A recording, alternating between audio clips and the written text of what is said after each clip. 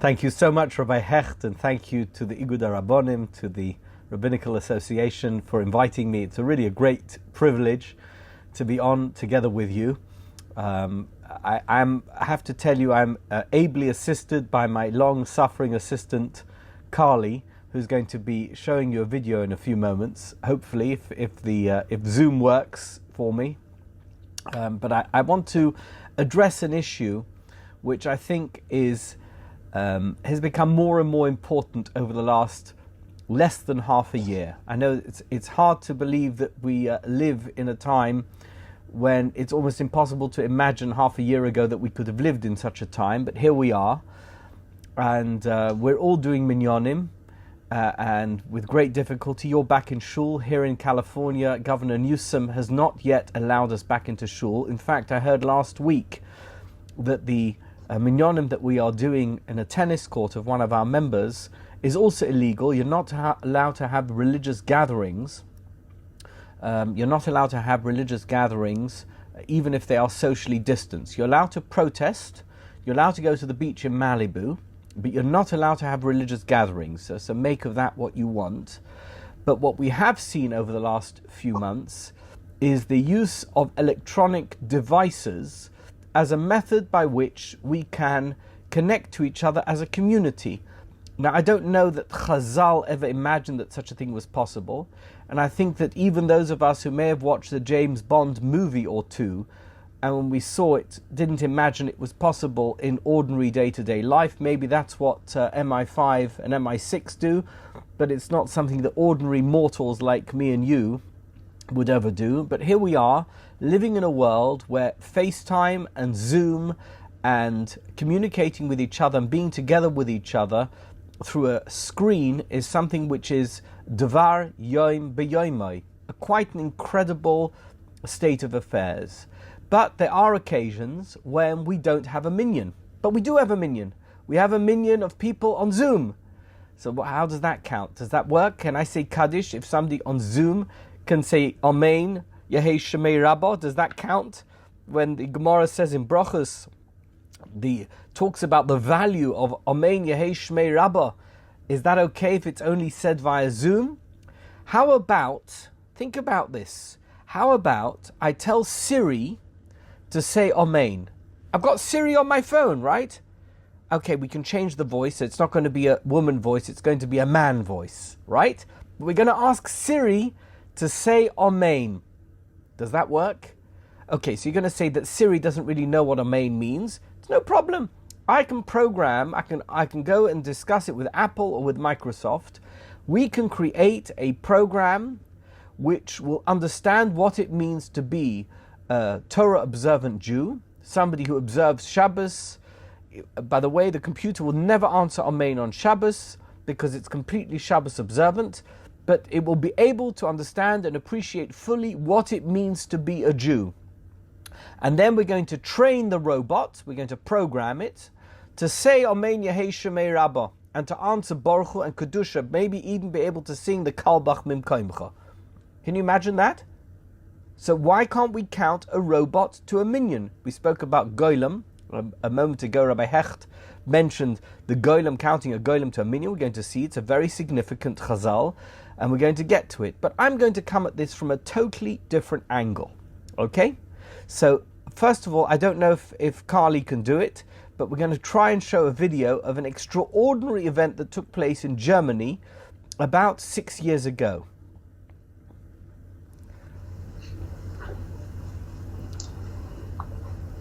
Can you all see that? So this is a robot which has been trained to write a Sefer Torah. Can you see that? So this robot has been pre-programmed to write a Sefer Torah. This is the person who created the program.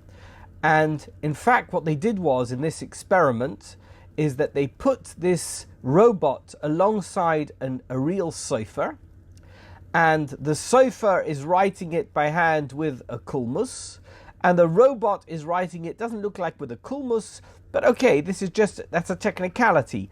It's writing a beautiful Sefer Torah. This Sefer Torah is written, can you see there? The quality of the Sefer Torah, and here people are coming to look at it. It's written on paper, but it could be written on parchment. And the question is such a Sefer Torah written by a robot valid? Can it be used? Have you ever seen this video before? It's an absolutely incredible video. I remember seeing it some years ago and being very intrigued by it. And I looked into it at the time, didn't spend too much time on it because obviously it's not a program or a robot that I have to hand. But the idea now becomes so important because we live, can you see there's in the background, this is the video of the cipher writing the Sefer Torah alongside the robot in the Jewish Museum of Berlin. Let's now go, if we can, to our source sheet, Carly. So we have a source sheet, and you must forgive me, I'm going to be sharing a lot of information with you today. We talked about Chomel Drush. I do want to say that it's all Chomel Drush.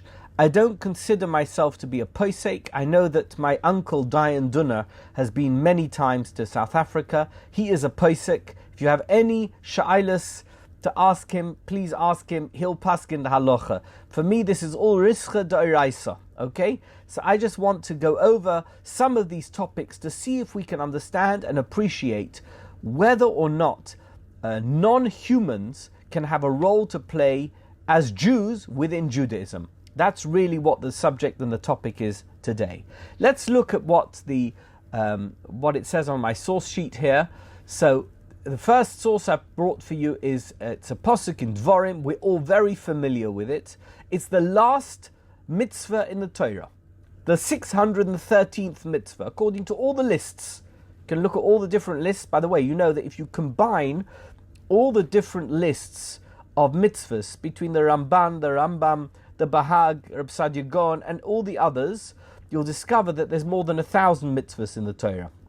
You have to subscribe to one or another of the different opinions in order to get to the number 613. But Dorosh Rabbi Simloi, we saw it in the Gemara in Makkas. The Gemara in Makkas says there's only 613 mitzvahs in the Torah. We don't know exactly what they are because it wasn't specified to us by Moshe Rabbeinu. We just know that the Torah Shebichsav contains 613 mitzvahs. That's the important piece of information.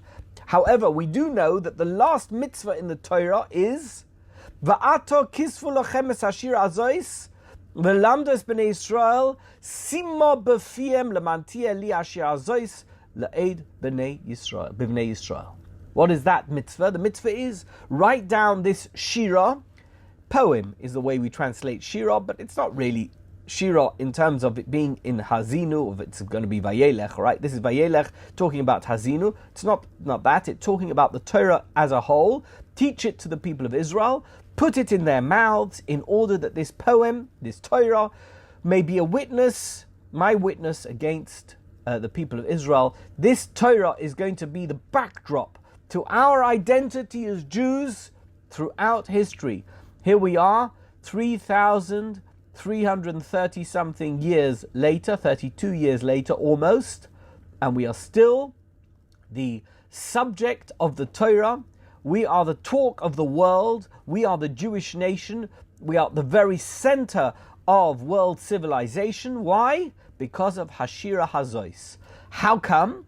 Because we were the first nation to have this concept that if we have a scripture, it must be written down and everybody must have a copy and we must keep it close to us so that we can refer to it and use it as evidence of our identity. The Gemara in Sanhedrin says, Omar Rava, Afal Pisha Nichala Avoisav LaOdam Sefer Torah, even though you may have a lovely Sefer Torah, everybody's got a Sefer Torah in the Aron HaKodesh, in their shul, may even have one at home. Mitzvah lichtov misheloi, you must write your own Sefer Torah. It's not good enough to have a Sefer Torah in the Aron HaKodesh. In fact, you know, if we have Achnasa Sefer Torah, and next Shabbos comes along, which Sefer Torah do we use? Do we use the one which was given by Grandpa? Or do we use the one that was given last week? We use the one that was given last week. Why? Because that is evidence of this mitzvah. Shenema v'ato kisvu lachem es hashir azois v'lamdo es b'nei Yisrael. We have this concept, we have this idea that it is extremely important to write a Sefer Torah. Each generation should have a Sefer Torah that's written by them, for them, in their time. Let's look at the Sefer Chinuch. It's always a first place to go whenever you want to know about a mitzvah in the Torah. But this is the last mitzvah in Sefer Chinuch. You know what Sefer Chinuch is? You all know? Sefer Chinuch goes according to the parashas in the Torah and tells us all the mitzvahs that are recorded in the Torah according to the parashas of the Torah. Basically follows the Rambam. We don't know who the author was, but the last mitzvah, the end of Sefer Chinuch, number 613, is this mitzvah. Mitzvah lichtov kol echad miYisrael Sefer Torah la'atzmai. It's a mitzvah for every Jewish person to write a Sefer Torah for himself. And Chazal told us in Menachos, Kisvu koloima beyodai. You have to write it with your hand. I don't know how many people are on this Zoom, but however many people there are, how many of you have written a Sefer Torah, beyodai? Have you written a Sefer Torah beyodai? I mean, if you're a cipher, you have, but if you're not a cipher, what are you going to do? By the way, I'm not a cipher. I'm not a robot, and I'm not a cipher. So how am I going to write a Sefer Torah? But in any event, if you write a Sefer Torah with your hand, it's as if you have received the Torah at Mount Sinai. That's you and me, Rabbi say, right?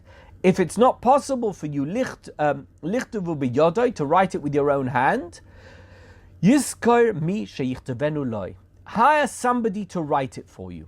So here we're going to the next level. What do we say? What did Chazal tell us? Shliach mitzvah, shlucha shel adam kamoisei, right? So you ask somebody to do something for you, it's as if you did it yourself. Here we have evidence of it.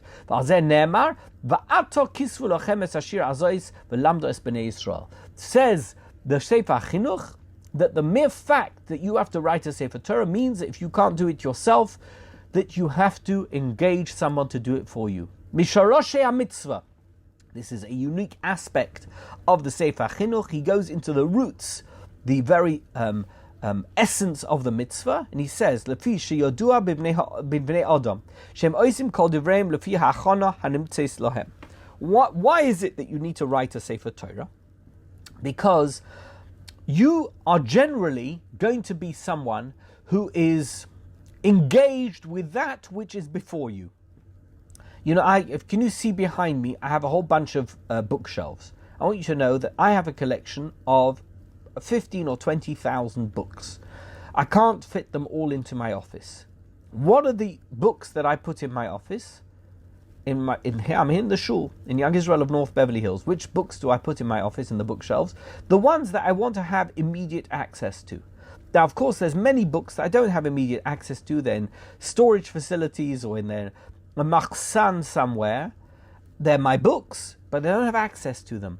The Sefer Chinuch makes a very interesting observation. He says human beings, by nature, are going to be more aligned, more associated with that which they have immediate access to. Right? Hanimtzeis lohem. V'alkein tzivonu baruch hu. Hashem commanded us. Lios lekol echad ve'echad b'bnei Yisrael.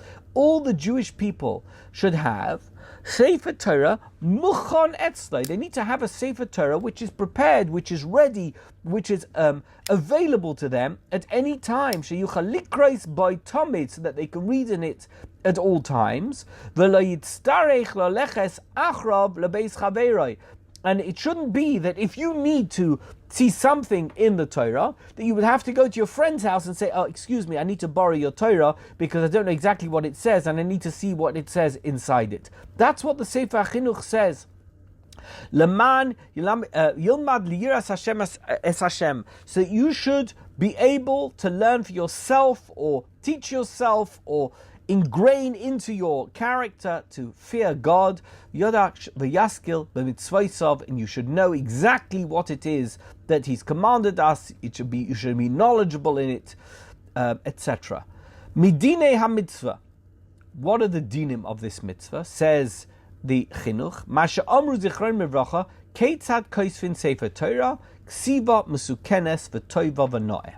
So what should the Sefer Torah look like? That's the din of the mitzvah. That's the essence of the halachas of the mitzvah, how you're meant to do it.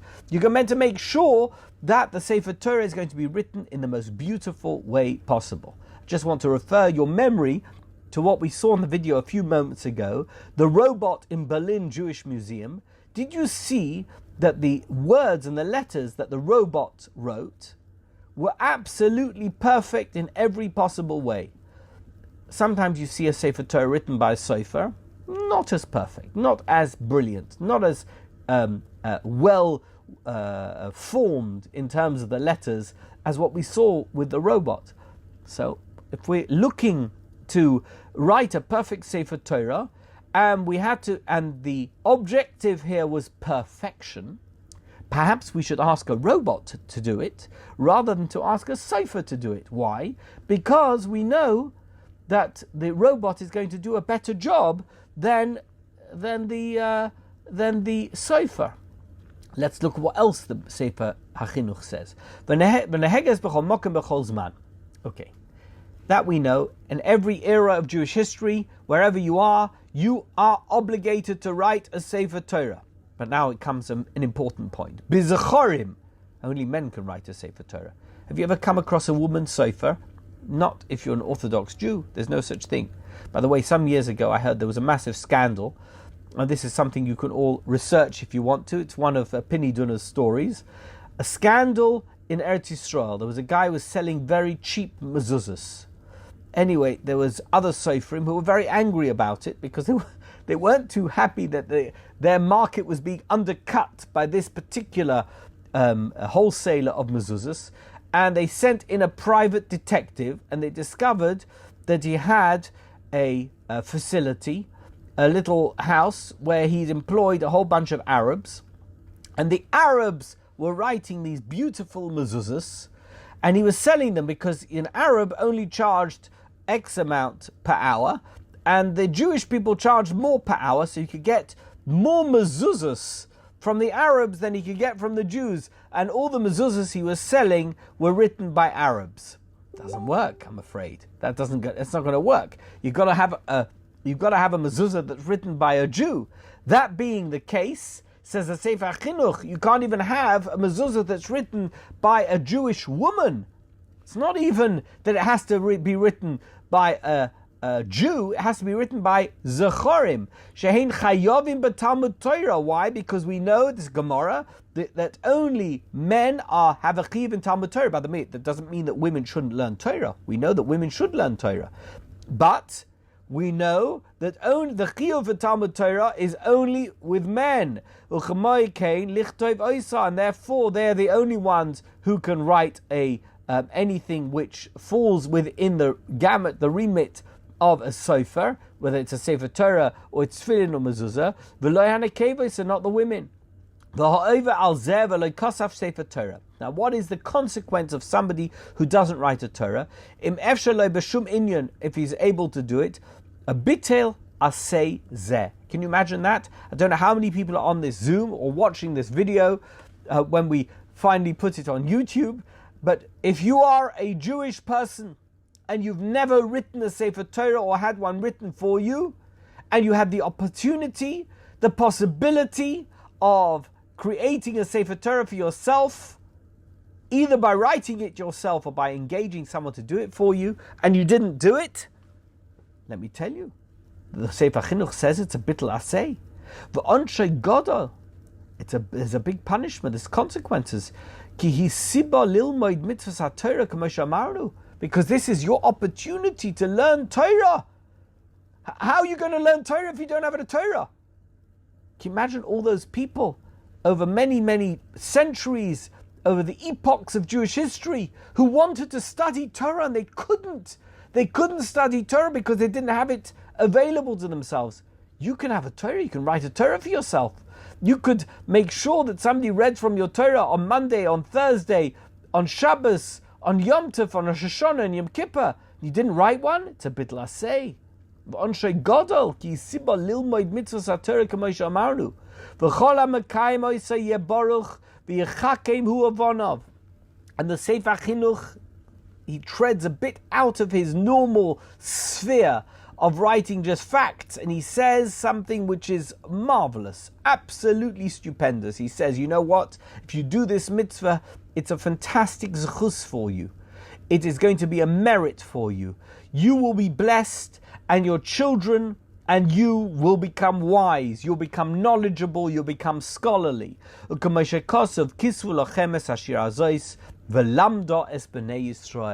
said, we have an assurance in the Torah itself that says that if you write a Sefer Torah, you are going to benefit beyond your wildest dreams. We're going to go to page 2, Carly. There you go.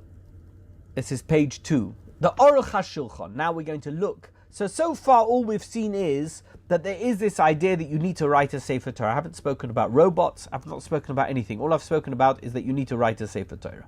The Aruch HaShulchan has a stupendous, a remarkable psak halacha relating to this mitzvah.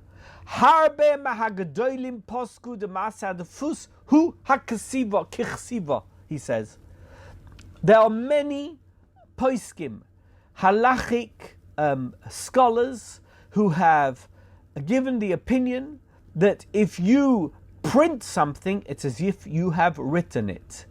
He quotes who they are. V'yesh magdolim shepostlu. There are those who say, no, that's not the case.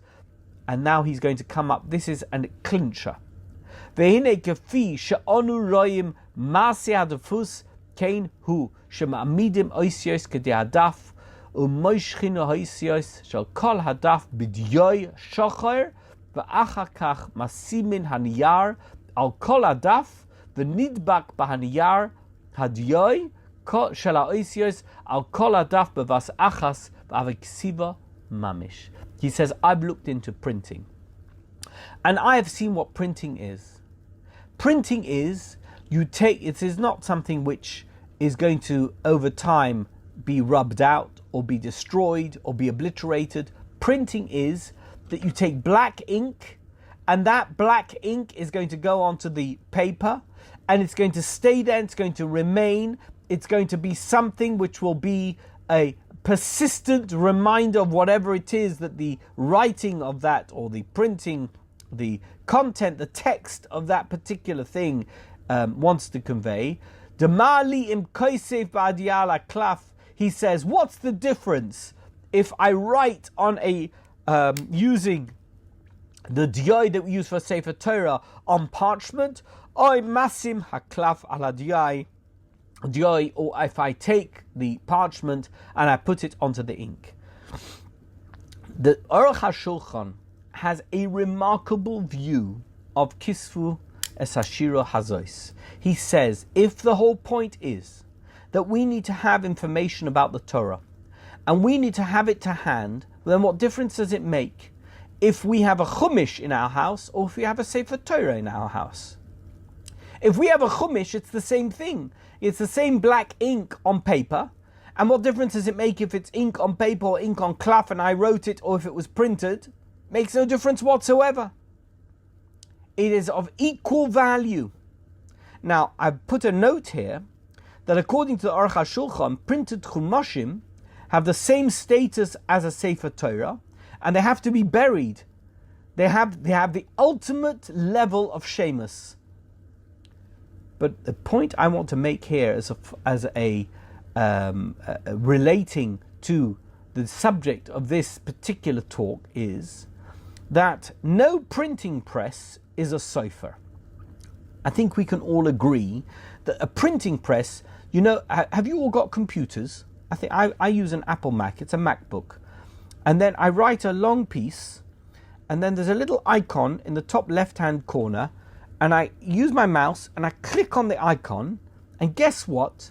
That icon, it's got a little print, like a little picture of a printer. I click on the icon and it prints.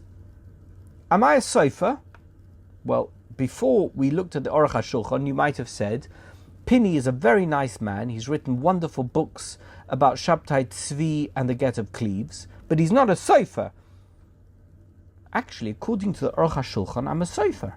Do you know why?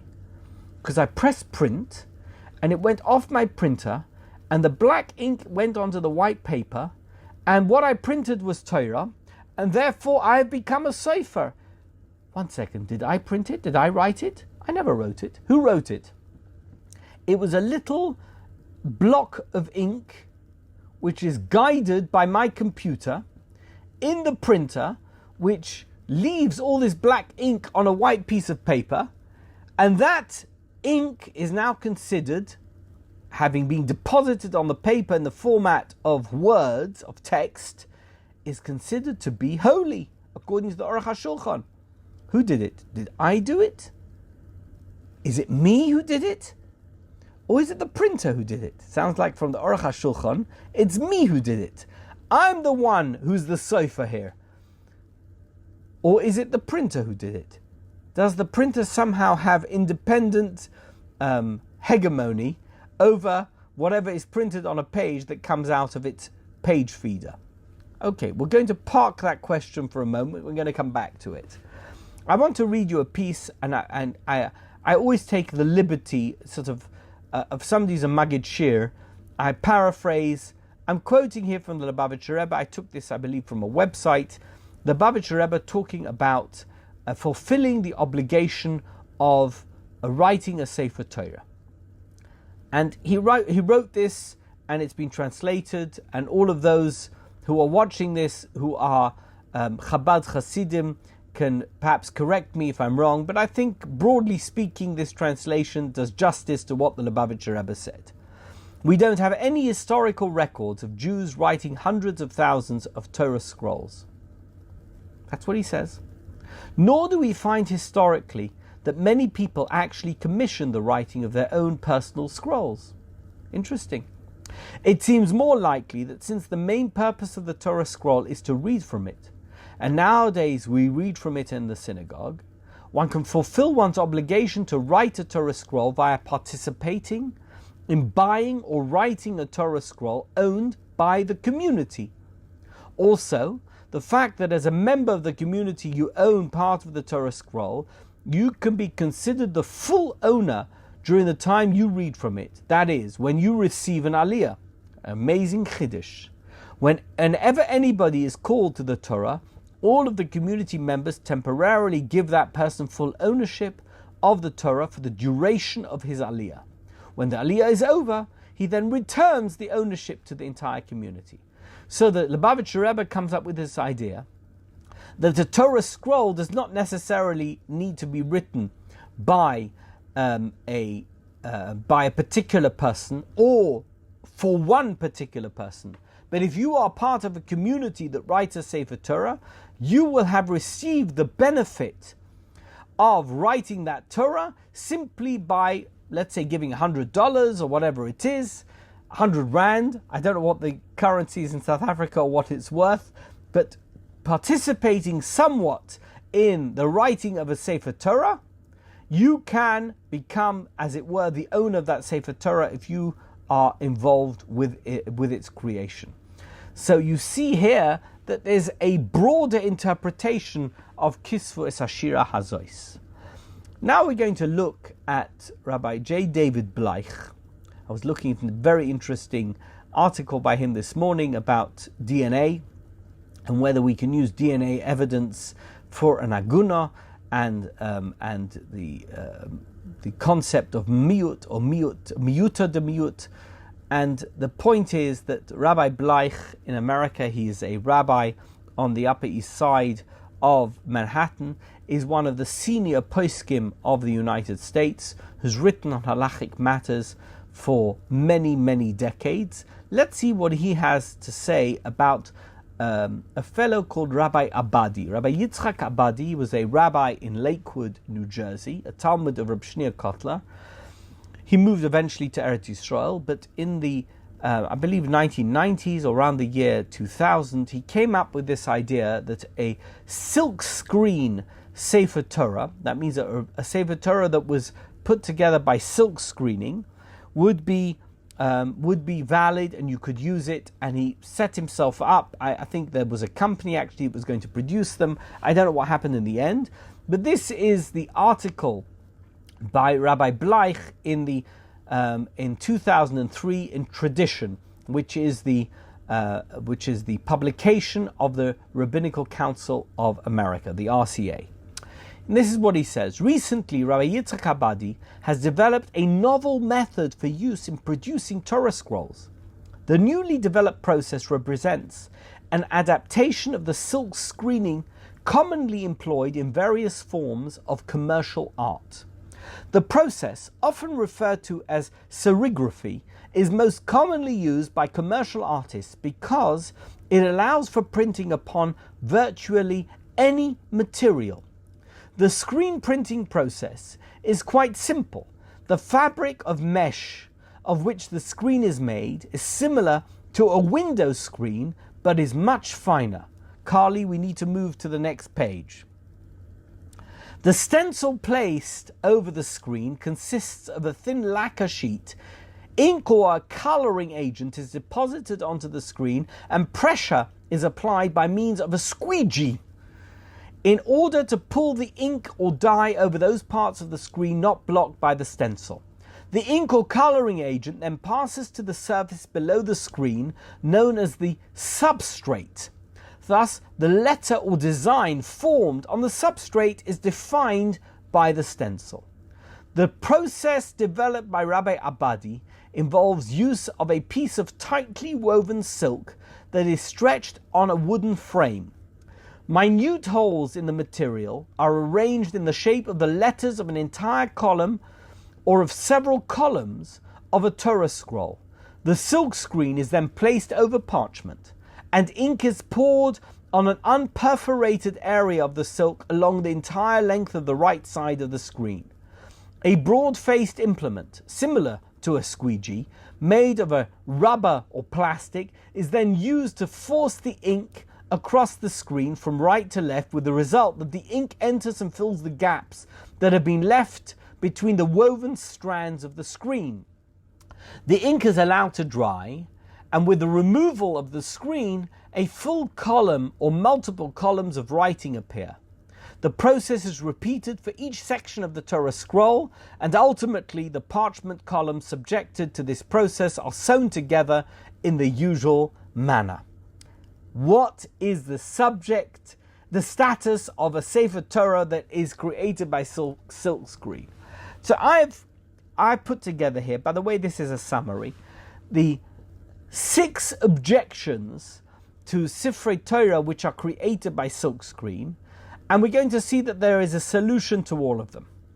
I'm not going to go through all the 6 objections, we don't have the time, but you have the opportunity. I believe that Carly, my assistant, is going to post this on the Zoom, and if we're watching this on YouTube or you're listening to this on SoundCloud, you'll be able to download the source sheet, so you'll be able to see all the different objections to the particular method that is proposed by Rabbi Yitzchak Abadi. I'm just going to go through 2 of them. The Bach says that each word of the Torah has to be vocalized before you actually write it down. Is it possible for a silkscreen to vocalize the word before it's written down? The answer is no. So obviously the Bach would be against a silkscreen Sefer Torah. Let me ask you a question about a robot. Could we program a robot to vocalize the word before the robot writes it down? You know the answer to that. Of course we could, because the robot is writing it down in order. So it's going to say Vayedaber and then write Vayedaber. Hashem, it's going to write Hashem. El, it's going to write El. Moshe, it's going to write Moshe. Lemor, it's going to write Lemor. A robot can speak. Then we have a very interesting opinion of the Arizal that says that a printing press is not acceptable. The Kabbalistic view of the Arizal says that it's that you have to have a particular frame of mind before you write a letter. If you're a cipher, real cipherim take it very seriously. They go to the mikveh in the morning. There are some cipherim who go to the mikveh every time they write a letter of Hashem, the words of Hashem that say Hashem. How can you do that? You can't put a computer in the mikveh. So how are you going to have what the Arizal requires in the writing of a Sefer Torah if the computer can't go to the mikveh, if the robot can't go to the mikveh? But I have a solution for all of this, and the solution is that these are all minority opinions. These are not mainstream opinions, and each one of them could be rebutted, and in and of themselves, they're not going to be, obviously if you want to hold a stringent opinion, you want to have a better Sefer Torah, a Sefer Torah that's written with every stringency, you're going to go along with one or another or all of the stringent views that I have put in source number 7 on my source sheet. However, you don't have to go with them. You could go with other opinions that consider all of these minority opinions to be too stringent, too strict, and you could dismiss them. Let's go to page number 4. The biggest problem, the main objection to a silkscreen Sefer Torah is based on a Yerushalmi. The Yerushalmi in Gittin says as follows: V'kosav loy hamatif, v'kosav loy hashoifech. The Torah says write, not drip, and the Torah says write and not pour.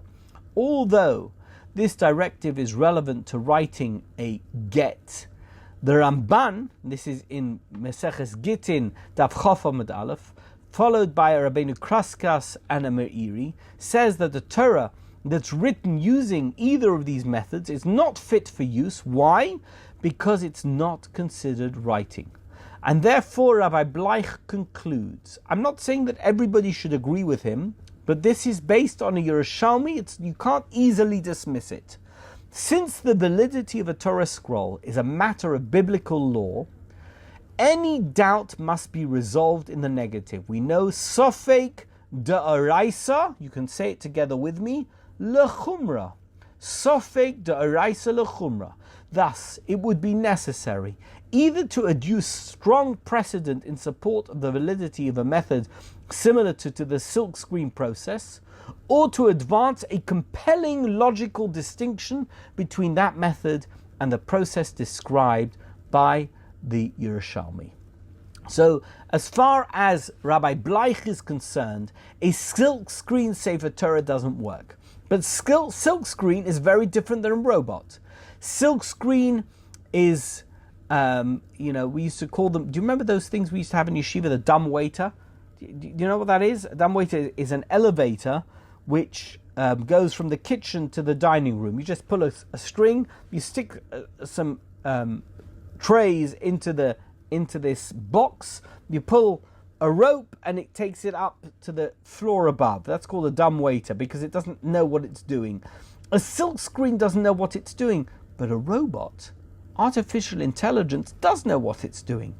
The robot that's writing a Sefer Torah in the Berlin Jewish Museum knows exactly what it's doing. It's been pre-programmed. And if you're going to say, well, it doesn't know that it's Jewish, don't worry. I can program it to be a Jew. And by the way, as Rabbi Hecht said right at the beginning, there's plenty of people who come to our minyanim that have no idea what it means to be a Jew. They just happen to be born Jewish and we count them for a minyan. So what is the difference between that and a robot? The Shulchan Aruch in Orach Chaim, and the Orach Chaim says as follows. We're going to now change direction completely. We're going to talk about machine matzahs. I don't know how many of you eat machine matzahs for Seder night. I come from a Yeki background. My grandfather was very makbid only to eat machine matzahs on Seder night. He wouldn't eat hand-baked matzahs. Why? Because he said hand-baked matzahs have a chashash of chometz. Machine matzahs have no chashash of chometz. That's what he said. And what about the fact that machine matzahs are not made by a person? He said that's not a problem. He used to go and bake matzahs in the Kohen Halpern factory in Yerushalayim, and he used to say, I turned on the machine, I had the intent, therefore the matzahs that came about as a result of me being involved in their baking are matzahs that can be eaten on Seder night without any chashash of chometz. Okay? Listen to what the Shulchan Aruch says. Ein loshin matzahs mitzvah v'lo ofenois alidei akum v'ledei cheresh shoyte v'kotten. The Shulchan Aruch is very clear. You're not allowed to bake matzahs which have been kneaded by a Gentile, somebody who is deaf-mute, somebody who's mentally impaired, or a child. Okay, those are the exclusions as far as matzah is concerned. Says the Taz, and I've translated it for you. In my humble opinion, a Gentile is forbidden to knead and bake matzah, as it needs the intent of shimur for the mitzvah, and the Gentile is only doing it for himself. He doesn't say why that should be, but perhaps because the Gentile is being paid for it, and therefore it's entirely self-serving and selfish. Even if a Jewish person is standing over him, reminding him to concentrate on the mitzvah, nevertheless, the Gentile is not capable of doing that because the Gentile is only doing it so that he can earn a parnasa. How about a robot? If I train a robot to do matzahs l'shem mitzvah, I program, the robot has been programmed to do it l'shem mitzvah. What about the chashash of the Taz? Doesn't seem to count. That only applies to a Gentile. That's why a Gentile is excluded. But a robot wouldn't be excluded on that basis, because a robot could be trained to think only l'shem matzahs mitzvah. What does the Rosh say? Rabbi Chai Goyen wrote that Rabbi Chai Goyen says that if a Gentile bakes matzahs in front of a Jewish person who is the intent of shimur, as it is meant to be, it is permitted for a Jew to eat it. You hear that? He doesn't even hold of the chashash of the Taz.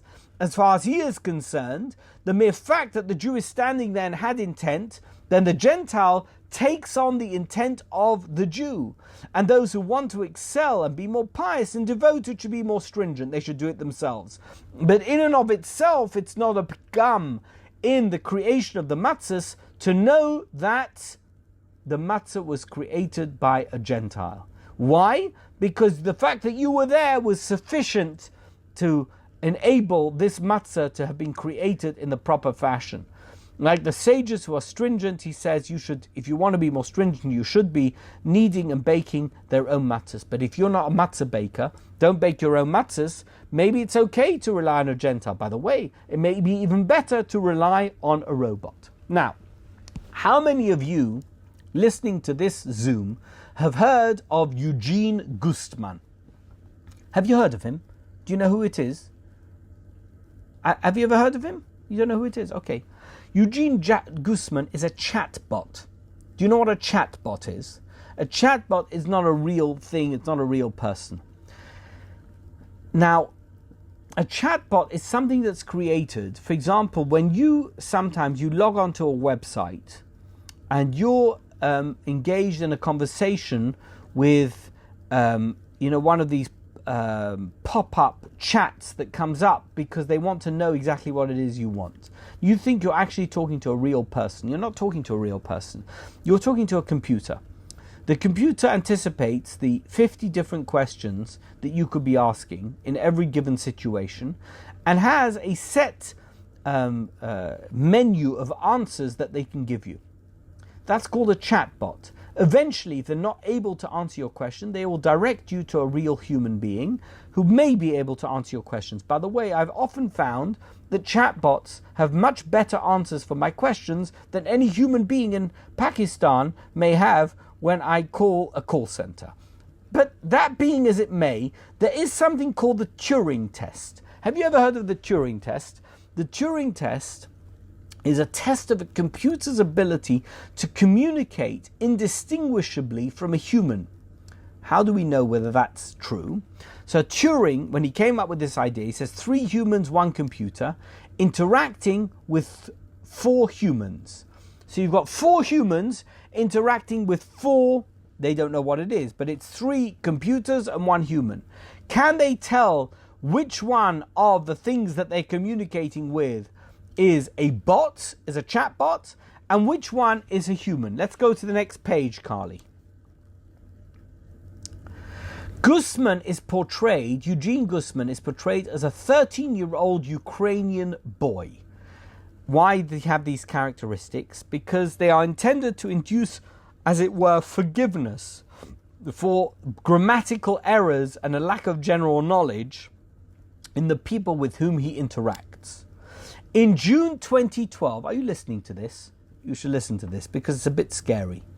At an event marking what would have been the 100th birthday of Alan Turing, and he predicted, by the way, that his test would be beaten by the year 2000, but this was 2012, Eugene Guzman, the computer chatbot, won a competition promoted as the largest ever Turing test contest, okay? In which Guzman successfully convinced 29% of the judges that it was human.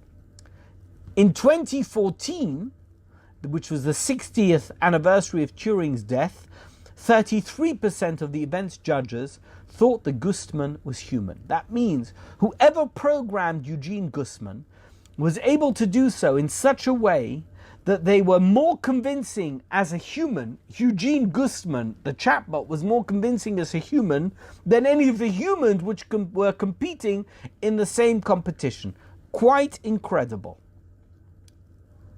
What's your reaction to that? I mean, that's a human being, right? So you're going to say, well, it's only 33%. Oh, don't worry, we can advance on that. What happens if it was 66% or 75% or 82%? Does that make it more human than 33%? In other words, once we're already having the Turing test, the mere fact that there are people who think that Eugene Guzman is human is in and of itself a scary notion. The Gemara in Sanhedrin talks about the golem that Rabbi Hecht mentioned right at the beginning of our little talk here today. Rava created a golem, Rava Boragavra. Shadre lekama Robzera. So he had a bit of he wanted to play a prank, and he sent in to Robzera, his friend, have a cop mishtoi bahadei v'loi hu kama haderlei. And he spoke to this golem, and the golem didn't reply. Now, I'm not clear whether that means he didn't reply at all, or whether the replies he gave were not considered to be replies as far as Robzera was concerned. But in any event, Amalei min chabre at. He said to him, you were created by my friends. You're not a real person. You look real, but you're not real. Hadar la'afarecha. You go back to your dust. You should return to where you came from. You're a nothing, you're a nobody, you're not real, and therefore I don't take you seriously. Says the Maharsha, why did Robzera know that he wasn't real? Lefisha koyach haneshama shuhu adibur. What is the koyach haneshama? Speaking. Loihoya yocha livroi. That's not something that can be created, or wasn't created at least by Rava. And since he doesn't have a neshama, which is the ruach that goes up, as it were, only he has life. He doesn't have a real neshama. That we know that animals have the same thing. It's something which is very earthy, it's very material, it's not real. Omale hadar lafarecha, says the Marshal, the fact that which in his reactions he portrayed himself as alive but not intelligent, he's sentient but not something with a neshama. Therefore Robzera knew that Rava's creation wasn't real, and he dismissed him. But they couldn't dismiss Eugene Guzman. What would Robzera have said to a robot that had all the characteristics, or a golem that had all the characteristics of Eugene Guzman? Here I've quoted from an article, number 12, from Rabbi Professor Mark Goldfed at Emory University. This is an interview that took place on the JTA website in 2014. What could make a robot Jewish? The Talmud in Sanhedrin tells us the story of Rava sending a golem to Robzera. Robzera ends up figuring out that the golem was not human. It couldn't communicate effectively and couldn't pass the Turing test, apparently. And so he destroys it, or at least he tells it to go back to where it came from. The halachic literature asks why this was not considered bal tashchis. Why should it be bal tashchis? Why? Because the golem could have counted for a minyan. Remember how we started this year? This golem of Rava could have counted to a minyan. How could you say to it, Hadar Lafarecha? How could you even say that to this golem? The halachic material concludes that this golem at least was not able to be counted. They do leave open the possibility that a better golem, a Eugene Guzman type of golem, could have been counted. It seems then that the creation by a Jewish person would give the golem, the robot, presumptive Jewish status. For living things, there is always parentage and conversion. Let's go to page 6. I should of course clarify that this entire discussion is not halacha l'masa. It is a theoretical outlaying of views. Theoretically speaking, say a robot walked into your office and said, Rabbi, I want to count for the minyan. Would that be enough evidence for you to count him? Not necessarily. For the purposes of this discussion, I would accept the position of the Talmud Yerushalmi in the 3rd chapter of Nida, that when you're dealing with a creature that does not conform to the simple definition of humanness, i.e. born from a human mother or at least possessing human DNA, but it appears to have human characteristics and is doing human things, one examines the context to determine if it is human. And when something looks human and acts human, to the point that I think it might be human, the halacha might consider the threshold to have been crossed. You listen to what we're saying here. If we could create a robot that looks human, sounds human, behaves human, and knows everything much more than the golem of Rava, that Robzera wouldn't be able to dismiss it because it didn't answer him correctly, we could count that robot to a minyan. And here we have the famous tshuva of the Chacham Tzvi. I've spoken a lot about Rabbi Yaakov Emden, who was Chacham Tzvi Ashkenazi's son. But here we have a story. Nistapakti, he says. What about a golem that was created using Sefer Yetzirah? Kosher she'omru b'Sanhedrin, Rava Boragavra. V'chein hi'idu al Zakeni. He says his grandfather created a golem. Rabbi Yo, who was the Abezdin of Chelm. Mi mitztarif la'asora lidvar matzrichem asora. Can we count this golem for a minyan? And he has a very interesting take. He says, "Hochinami kivun shemasi yedem shel tzadikim hu havale bichlal b'nei Yisrael." If this golem was created by tzadikim, like Rava, and it was capable of passing the Turing test, let's call it the Robzera Test. Do you like that? I'm coining that. The Robzera Test. If it could pass the Robzera Test, maybe it would be counted for a minyan. Why? Because it was created by tzadikim. And therefore, hein tlodosam. Because if something is created by tzadikim, it is their child, it's part of their family. V'nirali de kiven de ashkechon de Robzera de oma ma'chavraye atoiv afrach hare shahorgu. He says there's a problem here because Robzera, maybe we could see that he is a killer because he killed this golem who could have counted to a minyan. He told him that he should go back to his dust. If it's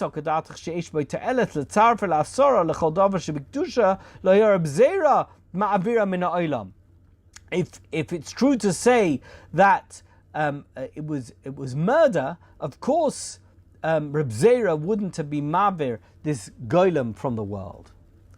I don't have a definitive answer for you, my friends. I told you this is rischa d'oraisa. I just want, if we can go to page 7, I wanted to deal with a number of different aspects of this entire subject. And I've left you with a number of questions which I want you to consider. Whether or not something which is created by a tzaddik, which has all the attributes of a human being, and is able to calculate and consider everything that a human being can consider and calculate, and it's in every aspect, by the way, far more intelligent perhaps some of the more primitive elements of human society. It knows everything about the Torah. It can recite you Babli, Yerushalmi, Sifri, Sifra, Mechilta, Tosefta, and every medrash. And it's able to recite you every halacha and knows the halacha, knows how to observe the halacha. Can it be counted for a minyan? It's an interesting question. Can a robot write a Sefer Torah? Maybe such a robot could write a Sefer Torah. Maybe, certainly according to the Aruch HaShulchan, that would be a very valuable Sefer Torah, because not only would it have the aspect of being printed as a Sefer Torah for something for you to consult and to look at, but it would also have the aspect of having been written with the ink, the dioi, on klaf, and it was written by something that knew what it was doing. So I leave you with all these questions. In the midst of the crisis of minyanim that we are all experiencing at the moment, to imagine a world where artificial intelligence might in the future be something that we would take into consideration, even at the level of being Jewish. The question is, how would we determine the difference between a male robot and a female robot? I'll leave that last question with you, and I thank you so much for your time and for listening so patiently to me. Thank you.